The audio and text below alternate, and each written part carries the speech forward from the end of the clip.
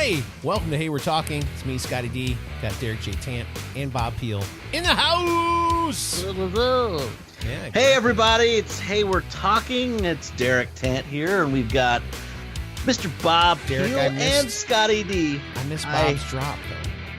Oh, I started the show. No, he said I couldn't. Gangsters, what's up, guys? Okay, you go ahead. Who wants coffee? Coffee? Anybody? I just did that because he said I was like, I'll even start the show. He's like, no. No, but I just gave you your opportunity again. I did. Who wants coffee? Coffee? Anybody? Go. Oh, you want me to do the coffee thing? Yeah, the coffee advert. Yeah. Today's episode is brought to you by... Yeah, it's numacoffee.com. Chris Bean in Cincinnati is a coffee merchant. He roasts and procures the coffee. Go to numacoffee.com. It's PNEUMA coffee.com to get your hands on freshly roasted, delicious coffee. And if you use the coupon code, what? Delicioso. Yeah, if you use the coupon code HWT, which stands for Hey We're Talking, you'll get 20% off already reasonable prices at numacoffee.com. Thank you, Chris, for allowing us to advertise your stuff. I'm making the coffee. Oh my gosh. Scott hated that. It was hated okay. that. I didn't hate it. No, you hated it. I loved it. It was nice. Okay. All right. Derek, you're also gonna be doing the rest of the show today. Are you doing ASMR, Bob? What did you just call me? Are you doing the whisper into the microphone? HWT. Cracking noises for people. WT. All right, come on. We're going to do an episode now of, or I shouldn't say an episode, but a game of Master Debaters. And Derek was like, I got a topic. Because that's how he does it. Do it. All right, do the drop for Master Debaters. Do the drop for Master Debaters. Time for another Derek Tant's Hot Take. It's not Master Debaters. What's the Master Debaters one?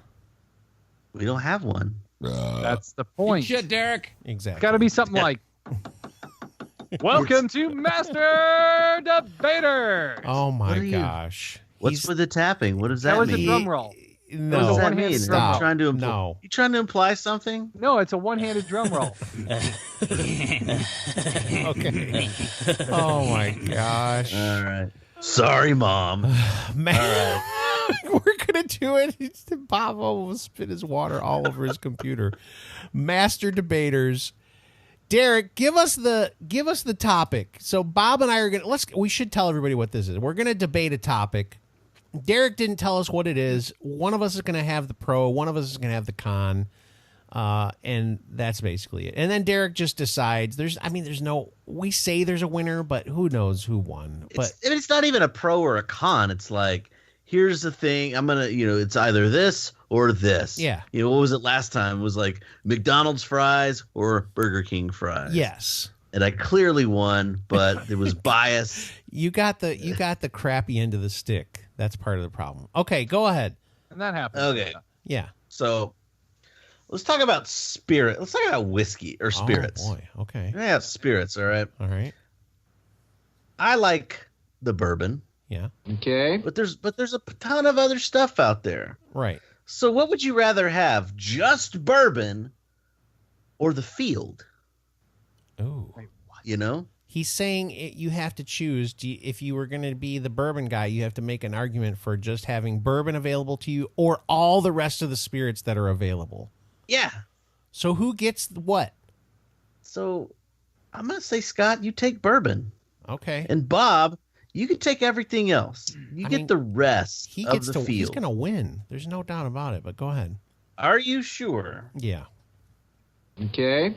Well, let's hear about it. Scott. Start with the guy who barely knows anything about bourbon, who's just learning about bourbon. Okay, here we go. I'm going to say this, though. Here's the deal with bourbon. Here's what's so amazing about bourbon. Number one, bourbon is an American drink. This is like USA, dude. This is something that America was like, you know what?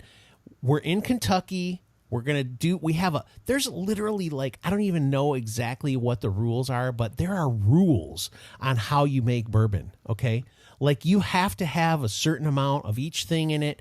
This is so American. It's like apple pie. Bourbon should be in the same breath as baseball and apple pie. It is fully American, and it is hot. Bourbon is on fire right now. Everybody's into bourbon. Kentucky is kicking out bourbon like nobody else, and people all over the world are trying to get bourbon right now. Whiskey's hot, but bourbon is king right now. So bourbon is something everybody wants to get their hands on. That's my opening remarks. I think I have to say everything Scott said, 100% accurate. I mean, bourbon is homegrown, it's old school, it's amazing stuff. But the thing is, you can't always have such a narrow field. So to enjoy bourbon and appreciate it as much as you should, you need to have alternatives, number one. So having alternatives allows you to come back to bourbon, come back home, and actually sample it and appreciate it for what it is. But looking at the field out there of all kinds of spirits, all kinds of alcohols, a lot of the other alcohols out there are great for mixers. They're great for different types of drinks. You've got vodka, which you can mix with all sorts of things and make thousands, literally thousands of different types of drinks. Drinks that you can have on the beach, drinks that you could just have hanging out with friends, drinks you can have in specialty bars or clubs or any of that stuff. But then you've got, different things like Jaeger, something that, sure, you could mix with, Red Bull and have a Jaeger bomb, or you could just take Jaeger like this and just drink it. Now, see, I'm not going to just do this randomly. There's the Derek face. Did he do the face? Okay. I'm sure I did. Now, this is something that is a lot cheaper, that doesn't cost as much, but you can drink it, enjoy it, and it's just going to be more effective. So overall, did you enjoy it? Come on, wrap it up. I did. I love it. Wrap it up. Let's go. It tastes like licorice. What So else? let me put my little wrap on it real quick. Oh, gosh, here we go. So back to the beginning of what I said. To enjoy bourbon as much as you should, you need to go experiment and test the field. And then ultimately you can come back home to realize what you're missing.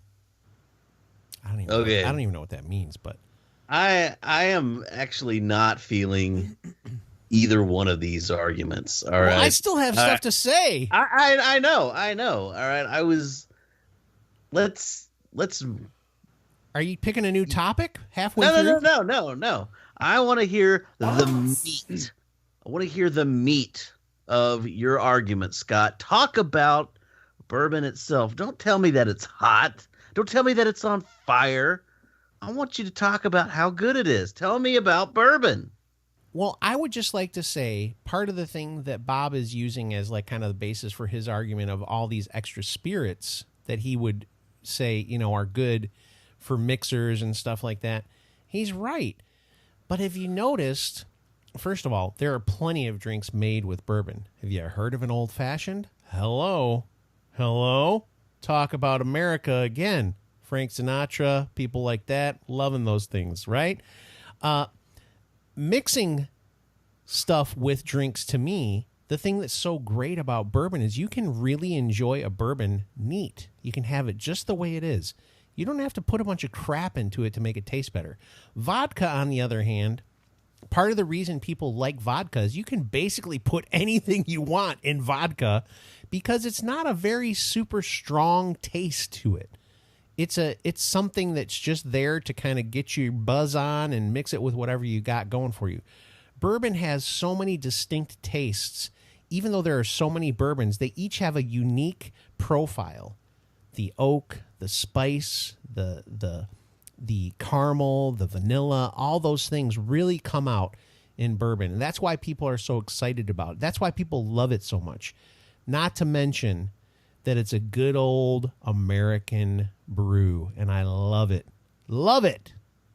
Okay. All right, take us home, Bob. Well, the reality is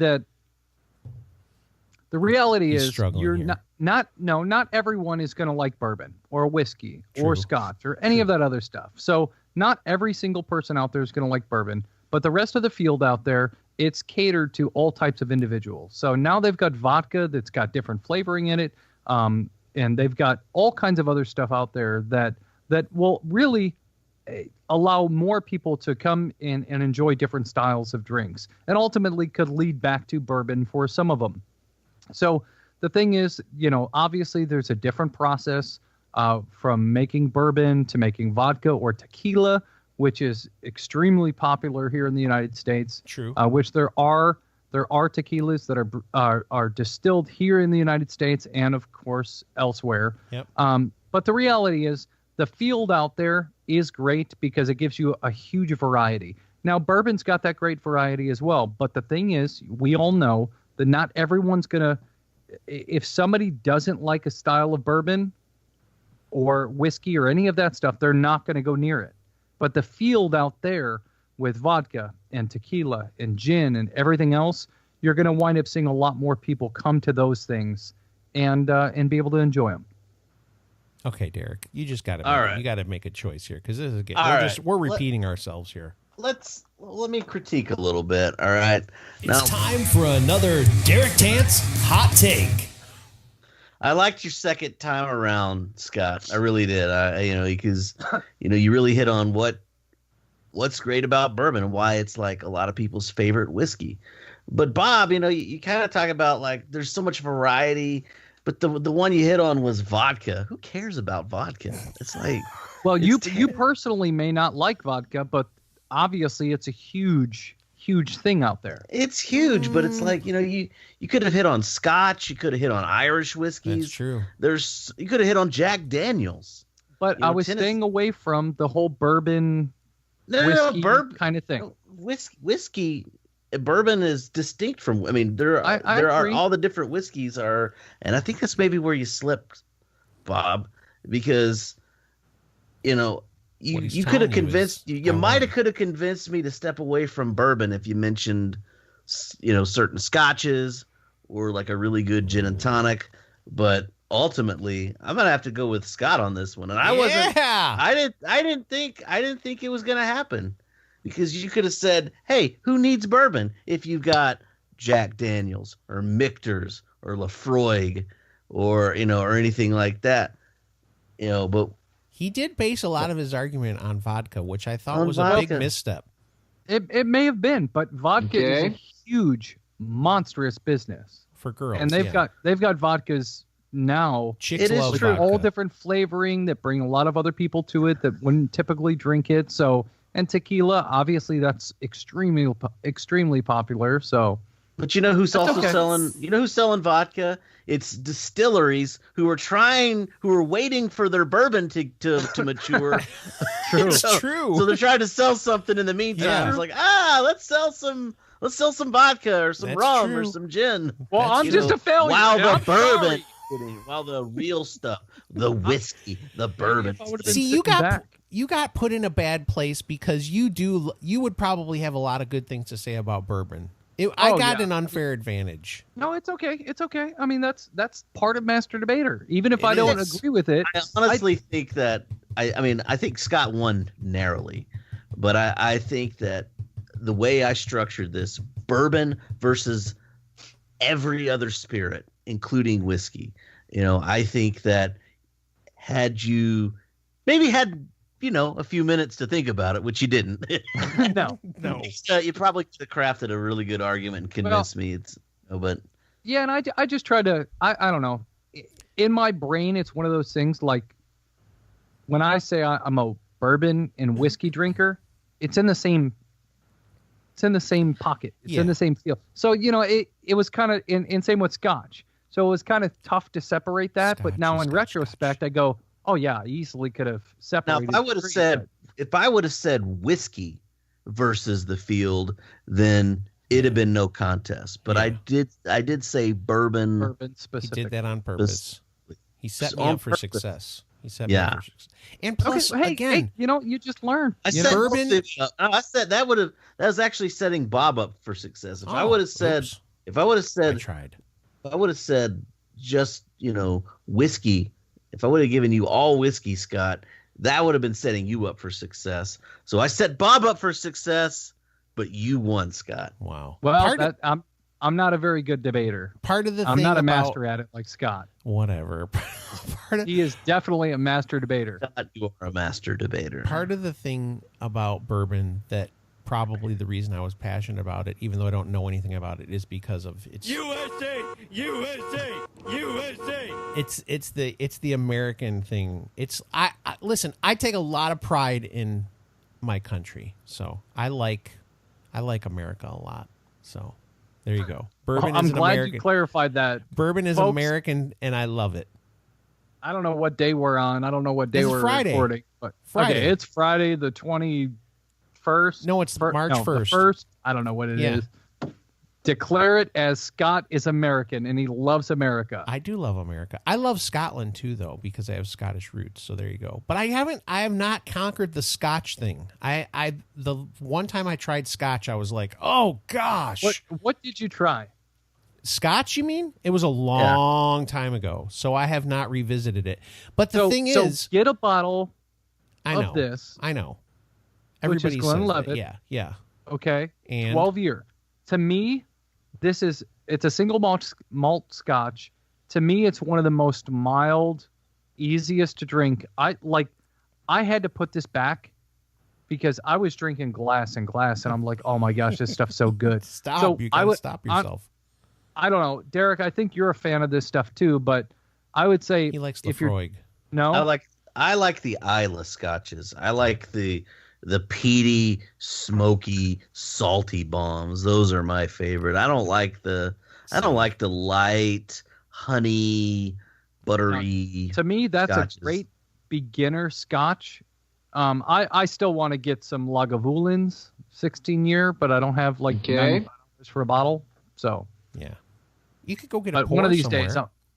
What's that? You could go get a pour somewhere. Yeah, $15, $17 a pour. So. Everything that I'm learning from this little bourbon group on Facebook is they tell you, go somewhere and just, even though you're going to feel like, why am I spending $15 on a pour? They're like, you got to do that because then you're going to find out what you like. Right. And then then it won't be such a big deal when you buy a bottle of it because But if you're spending $15 on a pour, for a good bourbon, you can spend $50. So yeah, it's almost not even it's like just almost buy the bottle. To me, I the only agree. way I'm gonna spend the money on a pour is if the bottle's like $100. Like Lagavulin 16-year Scotch it's like $95 a bottle. So that's I'll spend crazy to me. Here's the thing with Scotch versus bourbon. Oh wait, this is a good spot. Wait, Derek. It's time for another Derek Tant's Hot Take. Okay, that's a good It's not spot. Go. It's not so much a hot take because this It is like is. just undisputed truth. Okay. But the barrier to entry to get into like really good bourbon is much lower on the price scale than it is for Scotch. yeah. Yeah. Especially the peated scotches and some of these these 12-year. You're looking at for a really good Scotch. You're looking at $50, $60, $70 At the starting point. Yeah, That's your base beginner bottle, and then you're going up from there. like the lowest I would ever go is like if you can find a bottle of Lefroy 10 like in a big box store for $40, but around here it's 55.